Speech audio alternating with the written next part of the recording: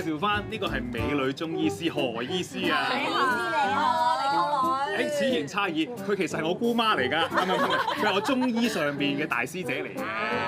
唔使留俾我，因為咧阿何醫師你已經泡製咗2杯嘅薏米特飲，一杯就係山楂味嘅，另一杯就係陳皮薏米水。點解整呢2個薏米水嘅咧？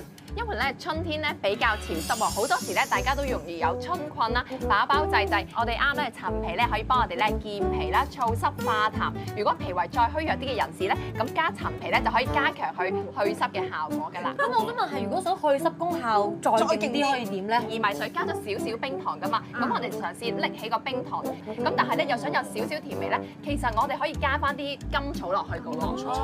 啱你咁啊！你個目標係做甘草。另外咧，我哋就可以加多啲咧白扁豆同埋赤小豆落去，都可以加強我哋祛濕嘅功效㗎。嗱，何醫師啊，咁啊薏米水係咪屬於偏涼咧？係咪有啲女士咧每個月有啲時間唔方便飲㗎？哇，6號你好細心啊，的確係嘅。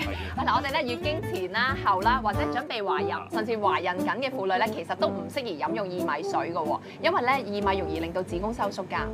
我長期懷孕嘅唔全港市民都知㗎啦呢件事。係啊。春天屬木啦，同肝氣咧相應，我哋嘅陽氣咧係生發嘅時候，所以咧今次我哋會選用咗金、辛同埋咧新發嘅食品咧去煮呢道菜嘅。咁當中咧可以包括咧用韭菜啦、芹菜等等嘅食物，可以幫助我哋嘅陽氣生發。咁咧我哋仲加入咗咧比較甘甜味道嘅淮山咧，去增加我哋嘅口感。咁亦都適合咧一家大細食用嘅。